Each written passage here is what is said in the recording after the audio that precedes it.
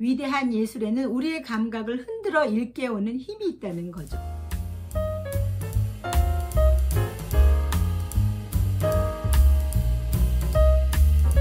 안녕하세요, 미셸쌤입니다. 오늘은 지난 시간에 이어서 고브리치 상황미술사 25장 19세기 미술 인상파 두 번째 이야기를 이어갑니다. 모네는 인상주의를 열었던 마네와 더불어서 꼭 기억해야만 하는 아주 중요한 화가인데요. 르하브르 출신이었고 그림에 대한 생각이 명쾌했죠. 자연을 대상으로 하는 모든 회화는 반드시 바로 그 현장에서 시작하고 마무리되어야 한다는 것입니다.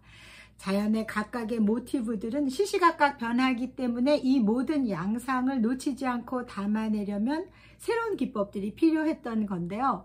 캔버스를 빠른 붓질로 쓱쓱 칠해서 화면 전체의 분위기와 효과에 집중하는 것이었습니다.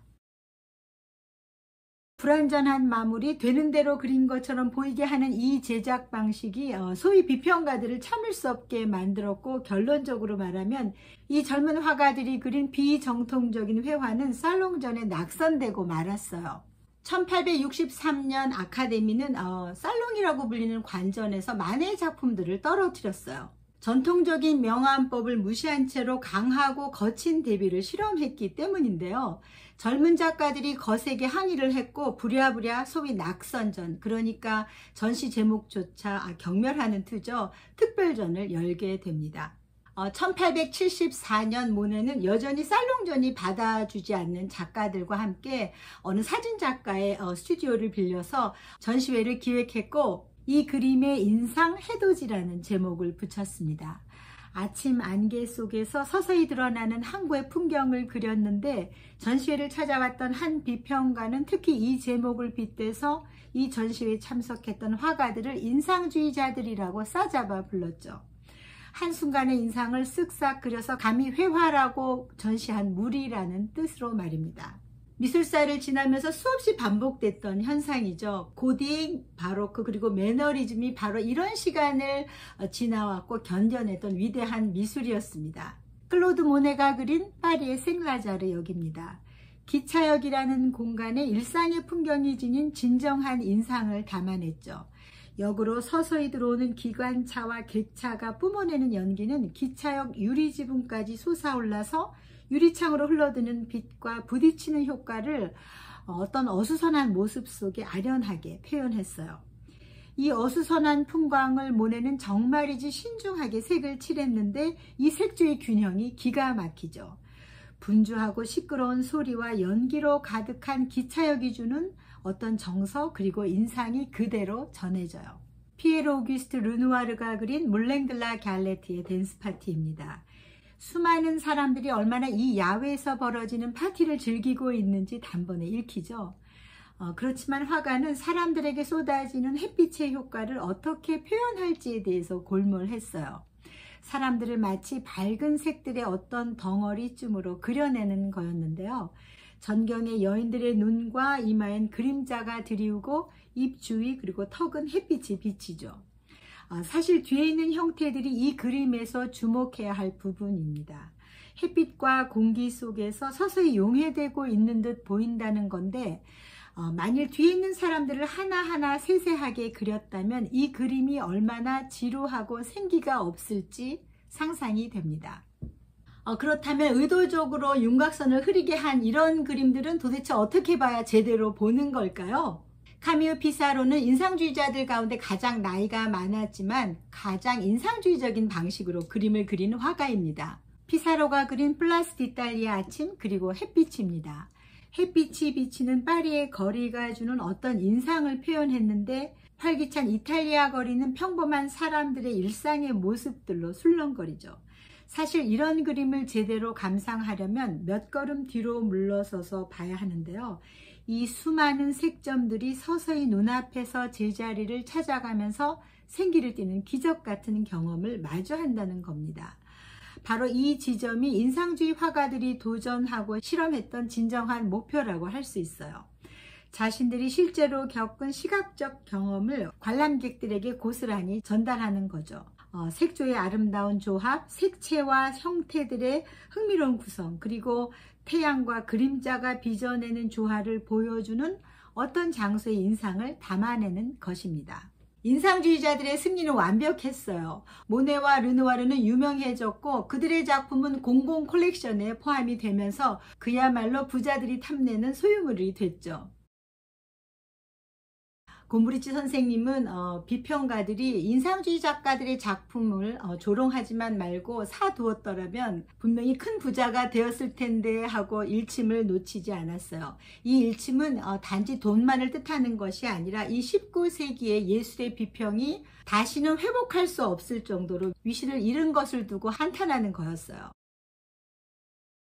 인상주의가 이처럼 빠르게 승리할 수 있었던 것은 19세기 사진술의 발명 그리고 일본 채색 목판화의 영향을 빼놓을 수 없어요.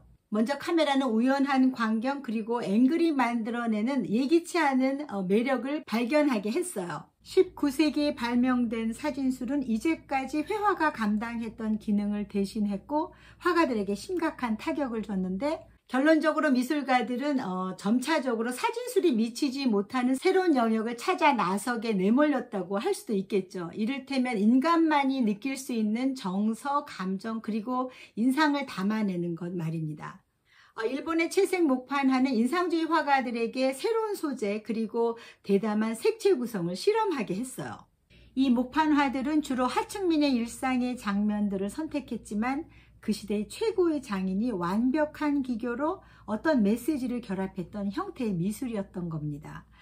아쉽게도 일본의 감식가들은 이런 채색 목판화를 제대로 평가하지 않았기 때문에 유럽에 수출하는 물건의 포장지 아니면 빈 곳을 채우는 용도로 프랑스로 건너갔던 거죠. 마네를 비롯했던 이 시대의 화가들은 이 판화들에 완전히 매료됐고 정말 열심히 수집했어요. 인상주의 화가들이 이런 판화에서 발견했던 거는 사물의 어떤 우연적이고 파격적인 어떤 면이 상투적이지 않은 방식으로 표현됐다는 거였어요. 일본 판화의 거장이죠. 가스시카 호쿠사이가 1835년에 제작한 우물 뒤로 보이는 후지산인데 가로 세로가 15.5, 22.6cm의 정말 작은 크기죠. 후지산의 배경 가운데 하나인데요. 우물 발판 뒤로 언뜻 보이는 후지산이 보이나요? 우물 위 나무판 위에 위태롭게 올라선 사람이 열심히 우물을 퍼올리고 청소를 하기 위해서 두 손으로 작동시키는 간단한 장치의 선들 안에 정말이지 기가 막히게 후지산의 능선을 가둬놨어요. 천재적입니다. 기타가와 우타미로가 1790년 말에 제작한 판화인데요. 제목이 한편의 시입니다. 자두꽃 만발한 경치를 보려고 발을 걷어 올리는 전경. 자세히 들여다보면 판화의 왼쪽 아래 둘레나 그리고 대나무 발로 인해서 표현이 좀 그렇지만 잘려나간 인물들을 주저함 없이 묘사하고 있어요. 회화의 기본이라고 철석같이 믿었던 규칙을 무시한 이런 시각은 프랑스 인상주의 화가들에게 얼마나 충격적이었을까요? 왜 그림은 항상 어떤 장면을 다 보여줘야만 하는가 하고 말이죠. 에드가 드가는 이런 질문에 고무됐고 특히 구도와 소묘에 대해서 연구하고 실험합니다. 드가가 그린 앙리 드가와 조카딸 루시입니다. 드가는 익숙하지 않은 가장 의외의 각도에서 바라본 공간 안에서 각각의 형태들이 어떻게 입체감을 만들어가는지 또 어떤 인상을 주는지 실험하고 전달하고 싶었어요. 의도적으로 사물들을 잘라내고 있습니다. 일본의 채색 목판화처럼 말이죠. 앵글과 구도가 정말 독특한 드가의 또 다른 드로잉인데요. 발레를 주제로 선택한 건 연습 장면을 다양한 각도에서 바라봤을 때 예기치 않은 자세를 취하는 신체의 움직임을 연구하고 싶어서였겠죠. 정말이지 탁월한 주제 선택입니다. 파스텔을 이용해서 종이에 소묘했는데 발레리나들의 모습을 그리기에는 참 적절한 재료죠.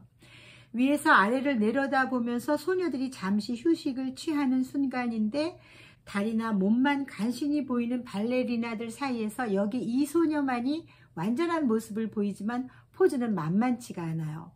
머리를 숙이고 왼손으로 발목을 잡은 채 휴식을 취하고 있습니다. 에드가 드가는 신체에 드러나는 빛과 그림자의 상호작용 그리고 움직임과 공간감을 어떻게 구성할 수 있을지 고민했고 실험했고 증명해 보이려고 고군분투했어요.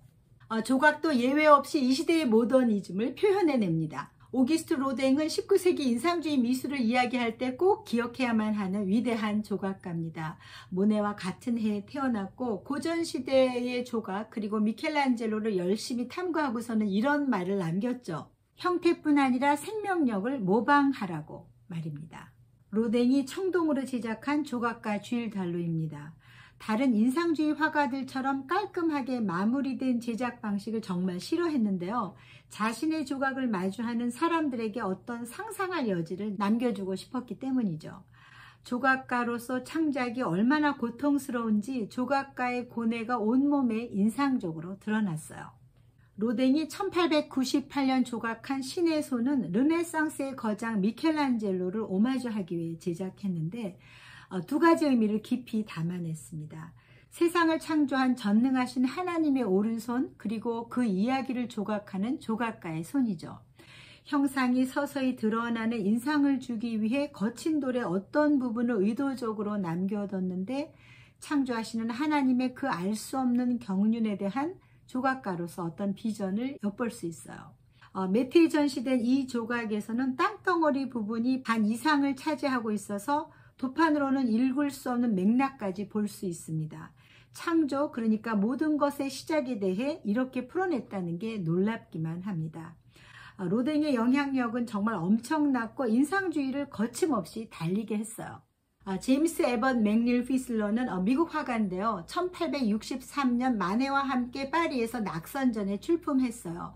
그도 일본 판화에 열광했지만 엄밀히 말하자면 드가 그리고 로댕과 함께 인상주의자는 아닙니다.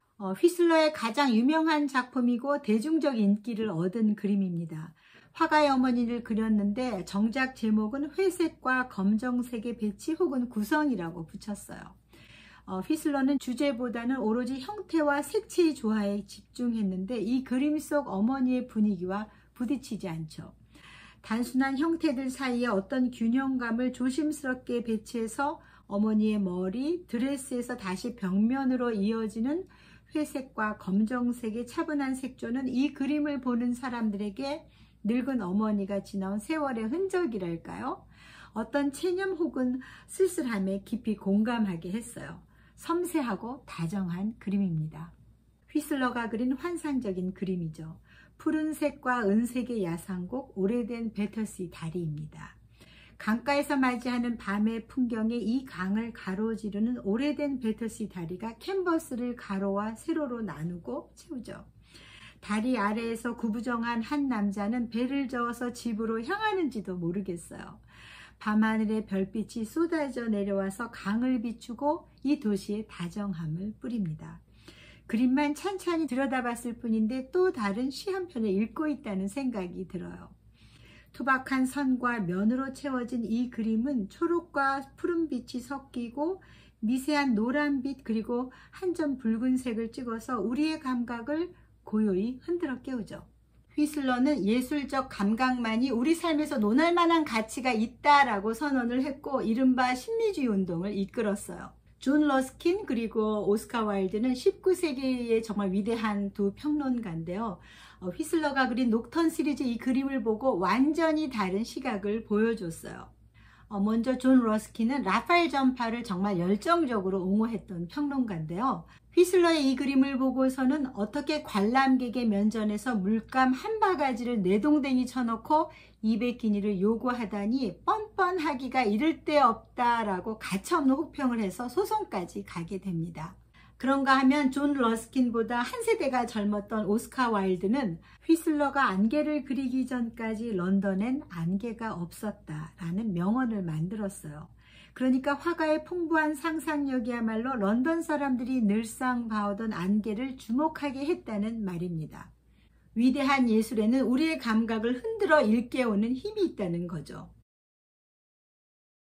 오늘 메테 미술은 인상주의 작품들이 걸려있는 갤러리 공간들을 찾아갑니다. 그 가운데 늘 가장 사람들로 넘쳐나는 공간은 바로 빈센트 반 고의 작품들이 걸려있는 이 갤러리 825인데요. 특히 자화상 주변은 그림을 제대로 들여다볼 수 없을 정도죠. 인상주의 미술이 19세기라는 시대를 맥락으로 하고 있다는 것, 그리고 이 인상주의 미술의 제일 앞에 에드와르 마네가 있다는 걸 기억하시죠? 마네가 그린 모네의 가족인데 정원에서 한가하게 지내는 모습이죠. 마네와 모네의 집은 세느강을 사이에 두고 있었고 1874년 여름을 같이 지내게 됩니다. 모네는 소소한 차림으로 아담한 정원을 돌보느라 구부정한 자세로 자연스럽게 배경을 이루고 있어요. 전경에는 우아한 차림을 한 화가의 아내가 친절하게 포즈를 취했는데 표정이 참 매력적이죠. 그런가 하면 어딘가 시큰둥한 표정으로 엄마에게 기댄 아이는 이 그림을 그리는 마네를 쳐다봅니다. 이 가족을 바라보는 마네의 정겨운 마음이랄까요? 자연스럽게 드러나는데 어떤 고요한 생명력을 인상적으로 담아냈어요. 고흐의 자화상 뒤에 걸려있는 이 정물화는 빈센트 반 고흐가 1888년 8월에 그린 올리엔더입니다. 조그만 탁자 위에 고흐가 너덜너덜해질 정도로 즐겨 읽던 책, 에밀 졸라가 쓴 노란 책이죠. 라 주아 드 비브르가 놓여 있어요. 살아가는 기쁨을 들려주는 이 책 가까이에 지칠 줄 모르고 만개한 꽃들, 그리고 초록 이파리를 가득 그려 넣었죠. 흥미로운 거는 올리엔더가 치명적인 독성을 가지고 있는 꽃이고 꽃말이 강인함, 인내, 그리고 위험을 뜻하는데요. 고흐는 살아가는 기쁨을 노래하는 책 가까이에 이토록 치명적인 독성을 가진 꽃을 이토록 강렬하게 그렸는지 정말 궁금해집니다. 갤러리 825 가운데에는 정말 흥미로운 그림이 두 개가 있는데 그러니까 하나의 캔버스 양면에 그린 정말 다른 느낌을 주는 그림인데요. 화가로서 고흐의 예술적 여정 그리고 고민을 보여주는 중요한 자료죠. 먼저 뒤에 있는 그림부터 볼까요? 감자 껍질을 벗기는 여인이라는 제목을 붙였는데요. 고흐가 프랑스로 떠나기 1년 전인 1885년 2월 혹은 3월 네덜란드 누에넨에서 그렸어요. 몇 가지 어두운 색으로만 아주 거친 질감을 드러냈는데 고흐가 초기 그렸던 농부 습작 시리즈입니다. 형태의 가장 기본적인 네모, 세모, 원통의 모양을 이용해서 그렸어요. 이 그림이 뒷면에 그린 고흐의 초상화에 아주 중요한 맥락 혹은 배경을 제공해 주죠. 캔버스 앞면에 그린 밀짚 모자를 쓴 자화상은 1887년 파리에서 그렸습니다.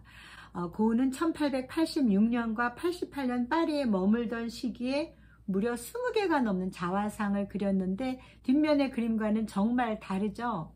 34살의 화가는 파리에 도착하자마자 뒷면에 그린 것 같은 어둡고 둔탁한 이야기를 과감하게 떠나기로 결심합니다. 얼굴과 밀짚 모자를 온통 따뜻한 노란색으로 칠했음에도 불구하고 붓질이 주는 인상은 정말 도전적이죠. 당시 파리에서 한참 유행했던 동시대 미술인 소위 신인상주의 테크닉과 색채 이론을 과감하게 실험하고 있습니다. 밝은 색채들을 대담하게 선택해서 전혀 다른 방식의 붓질로 화가 자신 그리고 그의 정신세계를 표현했죠. 오늘 제가 준비한 이야기는 여기까지입니다. 오늘 인상주의 미술 그리고 같은 시대를 살았던 미술 이야기 재미있으셨나요? 다음 시간에는 곰브리지 서양미술사 26장 19세기 후반의 미술 이야기인데요. 한참 무르익는 인상주의 미술 그리고 후기 인상파 미술 이야기를 가지고 다시 찾아오겠습니다. 감사합니다.